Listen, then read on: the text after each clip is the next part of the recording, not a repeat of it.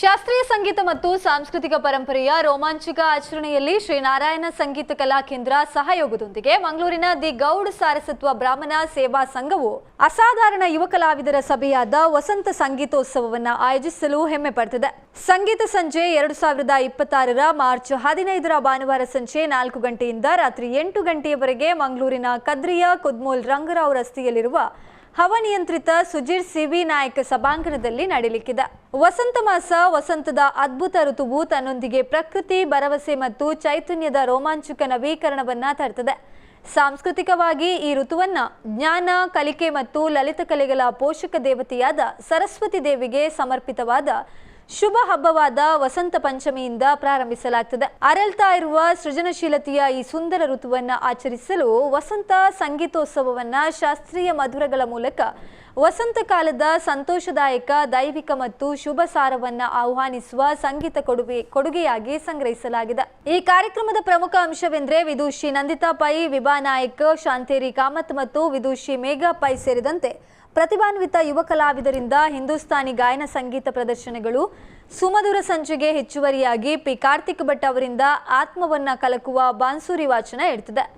ಶ್ರೀ ವತ್ಸ ಭಟ್ ಮತ್ತು ರಾಜೇಶ್ ಭಾಗವತ್ ತಬಲದಲ್ಲಿ ಮತ್ತು ಮೇಧಾ ಭಟ್ ಮತ್ತು ಹೇಮಂತ್ ಭಾಗವತ್ ಹಾರ್ಮೋನಿಯಲ್ಲಿ ಭಾಗವಹಿಸುವ ನುರಿತ ಕಲಾವಿದರನ್ನ ಬೆಂಬಲಿಸುತ್ತಾರೆ. ಇನ್ನು ಪತ್ರಿಕಾಗೋಷ್ಠಿಯಲ್ಲಿ ಡಾಕ್ಟರ್ ಕಸ್ತೂರಿ ಮೋಹನ್ ಪೈ ಅಧ್ಯಕ್ಷರು, ಜಿಎಸ್ಸಿ ಸೇವಾ ಸಂಘ ಡಾಕ್ಟರ್ ರಮೇಶ್ ಪೈ ಕಾರ್ಯದರ್ಶಿ, ದಿ ಜಿಎಸ್ಬಿ ಸೇವಾ ಸಂಘ ಶ್ರೀ ಕುಂಬ್ಳೆ ನರಸಿಂಹಪ್ರಭು ಖಜಾಂಚಿ, ಜಿಎಸ್ಬಿ ಸೇವಾ ಸಂಘ ವಿದುಷಿ ನಂದಿತಾ ಪೈ ಸಂಸ್ಥಾಪಕರು, ಶ್ರೀ ನಾರಾಯಣಿ ಸಂಗೀತ ಕಲಾ ಕೇಂದ್ರ, ಶ್ರೀ ಎಂಆರ್ ಕಾಮತ್ ಎಂಬಿ ಸದಸ್ಯ, ಜಿಎಸ್ಬಿ ಸೇವಾ ಸಂಘ ಶ್ರೀಮತಿ ಸುಚಿತ್ರಾ ಶೆಣೈ, ಶ್ರೀ ವೆಂಕಟೇಶ್ ಎನ್ ಬಾಲಿಗ ಆಡಳಿತಾಧಿಕಾರಿ, ಜಿಎಸ್ಬಿ ಸೇವಾ ಸಂಘ ಹಾಜರಿದ್ದರು.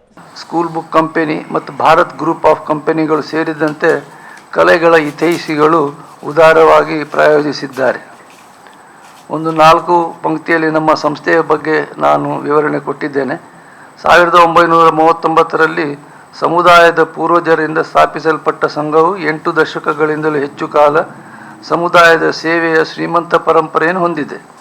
ಹಿಂದಿನ ಆಡಳಿತ ಮಂಡಳಿಯು 1962ರಲ್ಲಿ ಪ್ರಸ್ತುತ ಆಸ್ತಿಯನ್ನು ಸ್ವಾಧೀನಪಡಿಸಿಕೊಂಡಿತ್ತು ಮತ್ತು ಅನಂತರ 67ರಲ್ಲಿ ಸುಜೀರ್ ಸಿವಿನಾಯಕ್ ಹಾಲನ್ನು ನಿರ್ಮಿಸಿತ್ತು.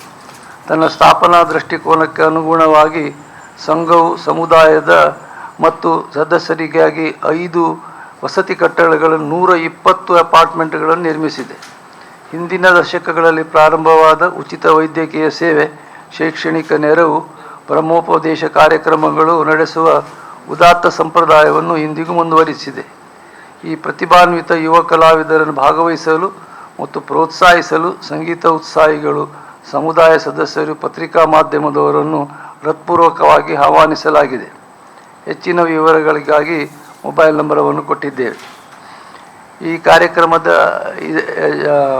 ಸಂಗೀತ ಆಸಕ್ತರಿಗೆ ಮುಕ್ತ ಪ್ರವೇಶವನ್ನು ಮಾಡಿಕೊಡಲಾಗಿದೆ. ಇದು ನಮ್ಮ ಕಾರ್ಯಕ್ರಮದ ಸಂಕ್ಷಿಪ್ತ ವಿವರ.